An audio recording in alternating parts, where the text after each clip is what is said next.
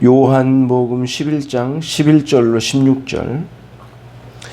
이 말씀을 하신 후에 또 가라사대 우리 친구 나사로가 잠들었도다. 그러나 내가 깨우러 가노라. 제자들이 가로되 주여 잠들었으면 낫겠나이다 하더라. 예수는 그의 죽음을 가리켜 말씀하신 것이나 저희는 잠들어 쉬는 것을 가리켜 말씀하신 줄 생각하는지라. 이에 예수께서 밝히 이르시되 나사로가 죽었느니라. 내가 거기 있지 아니한 것을 너희를 위하여 기뻐하노니 이는 너희로 믿게 하려 함이라. 그러나 그에게로 가자 하신대 디두모라 하는 도마가 다른 제자들에게 말하되 우리도 주와 함께 죽으러 가자 하니라. 아멘. 이제는 주님께서 나사로가 죽었다는 사실을 주님께서 말씀하셔요. 이제 죽기 전에 병들어 있는 상태는 절박하죠. 빨리 그래도 아무리 절박하지만 가능성은 있는 상태잖아요. 우리 인간의 판단으로 우리 수준에서는 일단 가능성은 있으니까 절박하다고 한 거거든요. 그래서 응급실이라도 가는 거고 그런 건데 시체가 된 상태에서 응급실에 갈 사람은 없을 거예요. 그러니까 절박한 상황이 아니라 이제는 이제 절대적인 절망으로 빠진 거죠. 인간의 죽음이 도래한 거예요. 가능성이 없는 거죠. 그래서 본문은 그 나사로의 살리심의 본문의 흐름인데 그 중에서 이 대목은 인간이 완전한 절망으로 빠진 상태를 보여준 거거든요. 가능성이 없는 상태. 그래서 나사로가 여기서는 예수님께서 은적으로 표현을 하신 건데 잠들었도다 이렇게 표현을 쓰신 건데 성경에서 잠들었도다라고 하는 표현을 많이 쓰잖아요. 인간의 죽음을 그렇게 표현하신 건데 제자들은 오해도 했지만 잠들었다면 살릴 수 있겠네요. 뭐 이런 거죠. 그러나 예수님께서 분명하게 말씀하세요. 14절에 밝히 말씀하시되 이렇게 돌려서 말씀하신 게 아니라 직선적으로 말씀하시되 나사로가 죽었느니라. 15절에 나사로가 14절에 죽었느니라 라고 말씀하셔요. 그러니까 여기서 우리들이 봐야 될 건 뭐냐면은 이전까지 주님께서 나타나신 표적은 아무리 비참해도 우리 수준에서는 살릴 수 있는 가능성이 남아있는 상태에서 기적을 보여주신 거잖아요. 근데 지금 이 본문은 죽은 상태가 된 거예요. 가능성이 없는 절망인데 절대 절망에 떨어진 상태죠. 가능성이 없는 존재를 살리신 거잖아요. 시체가 됐어요. 이제 예수님께서 거기에 도착하시면 이제는 무덤에 썩어 냄새난 상태가 될 거란 말이죠. 가능성이 없는 상태에서 나타내신 주님의 표적이라는 거예요. 그래서 이제 우리들이 여기서 생각해야 될 건 뭐냐면은 저와 여러분을 위하여 주님께서 오신 것은 이 땅에 오신 것은 단지 우리를 도와주시려는 주님이 아니세요. 단지 우리를 도와주시려고 오신 분으로만 생각해서는 예수님을 그 사람은 모르는 사람이죠. 충분히 모르는 사람일 거예요.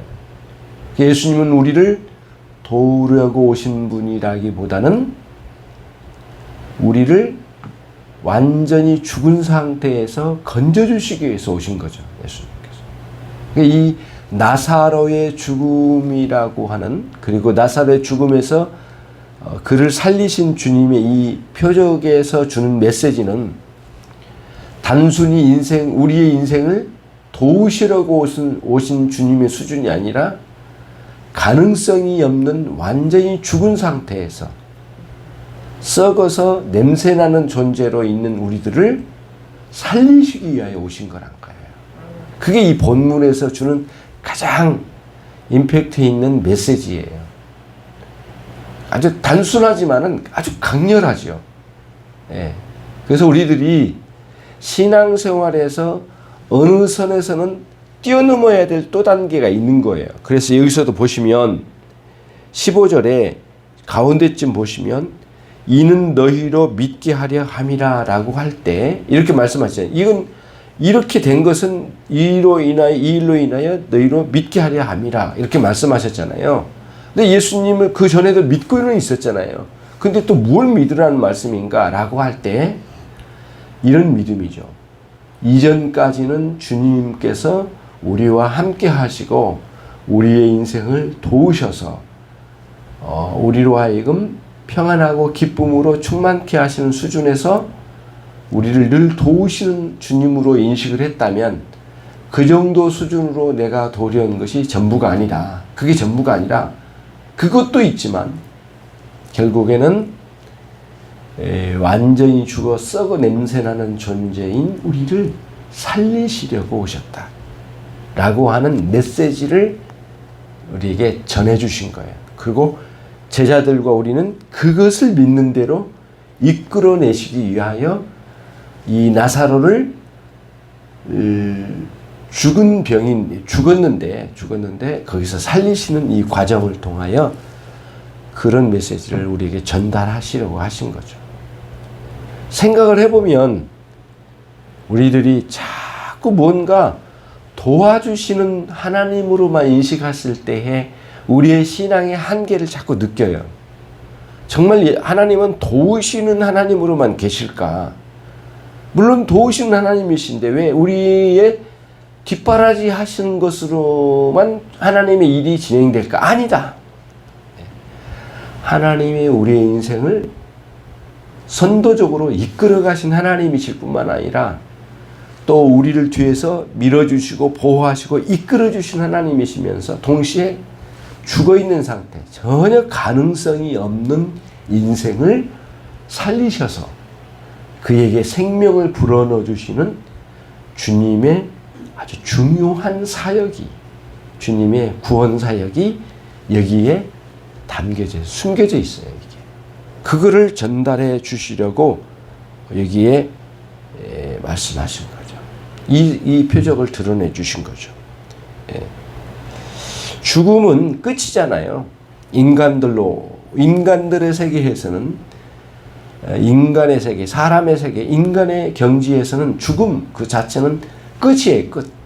그러나 신의 경지에 계신 우리 주 예수 그리스도는 새로운 시작이에요. 그게 기독교의 엄청난 강렬한 메시지거든요. 어느 종교회도 있지 아니하는 기독교의 생명의 종교회에서만 밝혀주고 있는 죽음은 곧 시작이라고 하는 큰 메시지를 우리에게 전달해주는 귀한 이 표적이 아닐 수가 없어요. 그래서 이제 예수님께서 제자들을 데리시고 출발을 하세요. 자, 가자. 베다니에 있는 나사로에게 가자. 근데 사실은 시체에게로 가는 거예요. 시체 앞으로 가는데 이처럼 희망차고 그리고 앞날을 마치 크게 계획하신 것처럼 갈 수 있는 사람이 어디 있느냐고요. 인간의 경지에서는 정신 이상하지 않고서야 이런 일을 이렇게 이루어질 수가 없는 거죠. 신의 경지에 계신 그리스도의 능력으로는 시체 앞으로 가시면서도 이렇게 희망차고 새로운 출발을 마치 준비하신 것처럼 가실 수가 있는 거지. 자, 가자 라고 하는 말씀이에요. 그런 메시지가 담겨져 있어요. 그러니까 우리들이 장례식을 여러 번 치러가면서 경험한 바는 장례식에서 그 사람들과의 관계가 모두 끝난 상태에서 가는 거예요. 모두 단절됐어요. 우리가 인생의 과정에 추억하여 아쉬움이 많은 가운데 마지막 장례의 절차를 통하여 정리하는 과정으로 가는 거잖아요. 주님은 정리가 아니에요. 새로운 시작을 일으켜 주시기려고 이 자리로 가자고 말씀하신 거예요. 장례식장으로 가시지만 주님은 생명을 불어넣어 주시기 위하여 가신 장면이니까 놀랍죠. 그런 것을 여기서 보여준 거죠. 그런 차원에서 4절에서 말씀하신 것처럼 이 죽음은 이 죽을 병이 아니다. 이 병은 죽을 병이 아니다. 하나님의 영광을 드러내기 위한 병이다. 하나님의 아들로서 영광을 취하시기 위한 병이다. 라고 주님이 말씀하신 것처럼 오늘 이 절망적인 상황은 가장 예수 그리스도의 최고의 영광스러운 상태를 드러내시기 위하여 예수 그리스도의 최고의 영광을 드러내기 위한 출발이에요. 그런 의미가 여기 담겨져 있죠. 여러 곳에서 표적을 보여주셨지만 죽은 자를 살리시는 그리스도의 최고의 영광을 여기에 메시지를 담아 우리에게 전달해 주셨다고 하는 상황에서 가장 기뻐할 만한 이 본문이 아닐 수가 없는 거죠. 기독교는 우리의 한계를 드러내요. 항상. 기독교 신앙, 예수 그리스도의 복음은 우리의 한계를 가장 명확하게 드러내 보여줘요. 그리고 하나님의 무한한 가능성과 또 하나님의 새로운 출발과 그리고 우리가 절대적으로 의존할 만한 완전한 생명을 우리 주님께서는 거기에 가지고 계시다는 사실을 항상 복음은 전해요.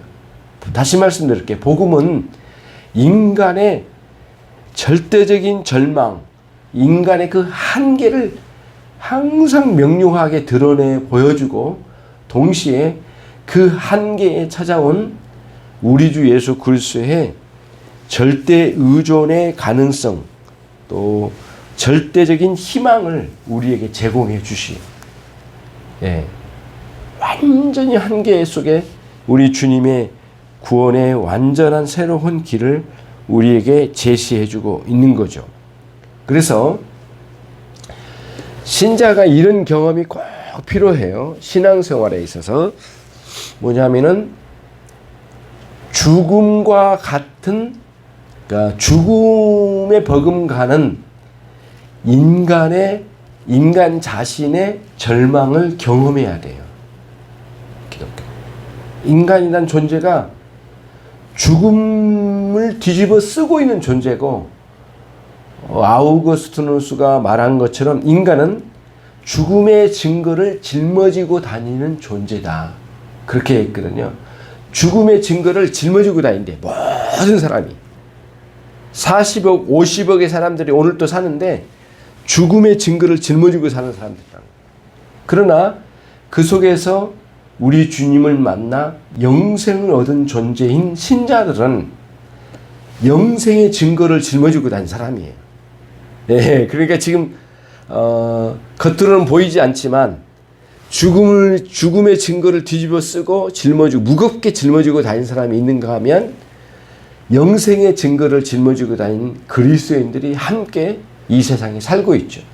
그래서 먼저는 우리가 모두 신자가 되기 위해서는 죽음에 버금가는 절망을 경험한 거예요.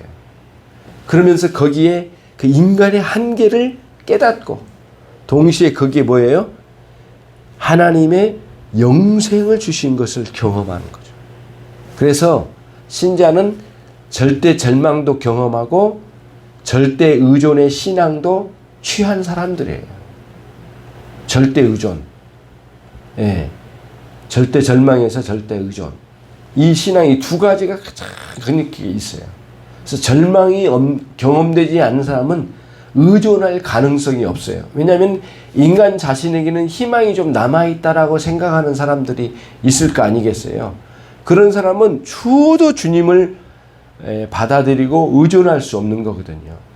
주님은 대충 수리한 집에 오신 게 아니라 완전히 부숴서 땅을 파가지고 다시 이 새로운 집을 짓도록 땅을 다 다져가지고 난 다음에 거기에 새로 짓는 재건축을 하신 분이에요. 주님은 이 땅에 수리하러 오신 분이 아니에요. 재건축하기 위해서 다 부시고 그 존재 자체를 집 자체를 없애버려야 되죠. 없는 거예요. 철저하게 절망을 통해서 우리의 존재가 전혀 가능성이 없는 존재를 깨닫게 하고 난 다음에 거기에 영생을 허락해 주시려고 이 땅에 오신 거예요. 그게 이 복음의 놀라운 특징이에요. 그러니까 주님을 인정하지 못하는 사람들에게는 그 모든 것을 깨부시는 절대 절망을 알려주는 복음을 들을 때마다 화가 나는 거예요. 그래서 사람들이 복음을 못 듣는 거예요. 지금도 복음을 들을 때 받아들여지지 않거나 마음에 캥기거나 그렇게 수납되지 않는 느낌이 있는 사람들에게는 복음을 충분히 복음으로 그 사람이 순화되지 않는 사람이 아직도 충분히 무너지지 않는 상태에 있는 거예요. 절대 절망으로 한 번은 무너져야 되거든요. 인간이란 존재는. 그리고 거기에 그리스도의 영생이 세워지는 이러한 역사가 있어야 되는 거거든요. 그게 이 본문에서 가르치시려고 하는 장면이에요. 거기 한번 보십시오. 15절에 내가 거기 있지 아니한 것을 너희를 위하여 기뻐하노니 그렇게 말씀하셨거든요. 거기는 어디예요? 베다니 나사로가 죽어가는 과정에 병을 얻었을 때 주님이 그 자리에 있었더라면 낫게 해주셨을 거 아니에요. 근데 그렇게 하지 않고 내가 예수님이 그 자리에 없어 놔둔 상태로 지금 멀리 떨어져 있는 거 이 자체를 감사하자. 사람들은 불평 원망했을 거예요. 실제로 뒤에 가보면 또 마르다와 마리아가 원망하거든요. 왜 주님 여기 신이 빨리 오시지 않았으면 이제 때 늦었습니다. 이렇게 말한 말씀, 이제 그런 내용이 뒤에 나오거든요. 그래서 주님은 오히려 떨어져 있고 죽어 있는 상태로까지 늦게 간 것을 감사하자라고 말씀하신 거예요. 이 본문이 뭐예요? 단순히 살리는 것만 보여주지 않고 죽은 상태에서 단순히 병 고치는 표정만 보이지 않고 죽은 상태에서 살려주시는 장면을 보여주셔서 특별히 이 놀라운 표적을 보여주실 수 있는 기회가 되기 때문에 너희를 위하여는 참 내가 기뻐한다. 주님이 그렇게 말씀하신 거예요. 도마는 그때 이제 어떻게 빈정거리는 소리인지 아니면 실제로 그렇게 생각했는지 모르지만 사람들에게 말했잖아요. 다른 제자들에게. 야, 우리 가자, 빨리. 예수님과 함께 죽으러 가자. 약간 충분히 믿음의 고백 같지는 않고요. 좀 아쉬움이 있는 그런 말이 아닐까 이런 생각이 들긴 한데 도마가 그런 표현을 썼어요. 야, 우리 함께 예수님과 함께 죽으러 가자. 충분히 어떤 의미를 가지고 말한 것인지는 우리가 충분히 알기는 쉽지는 않지만 아무튼 주님은 그런 거죠. 절대 절망을 경험케 하는 복음과 거기서 절대 의존의 신앙으로 그리스도 앞으로 나아가 그리스도께서 우리에게 주신 영생을 누려 살아가는 저와 여러분에게 오늘도 은혜로운 시간들이 되기를 바랍니다. 기도하겠습니다. 하나님 아버지, 주께서 저희에게 베풀어 주신 죽음에서 생명으로 이끄시는 주님의 구원의 은총을 특별히 그 권능을 우리에게 나타내 보여주심을 감사합니다. 오늘도 우리 주님은 단지 우리를 도우시는 주님으로만 머물러 계시지 아니하시고 실제로 죽음에서 우리를 구원하신 구원의 구주란 사실을 믿는 신앙의 단계로 일어서며 더 성숙하여 주님께 의존하는 참된 이 믿음의 역사를, 믿음의 세계를 오늘도 누려 살아갈 수 있는 이 하루가 되게 해 주옵소서. 주님 감사합니다. 그 생명을 마음껏 누려가며 또 우리 주님께서 저 하늘나라에 우리를 부르시고 난 이후에는 영원토록 그리스도와 함께 그 영생을 향유할 수 있도록 은총을 베풀어 주옵소서. 예수 그리스도의 이름으로 기도 올리옵나이다. 아멘.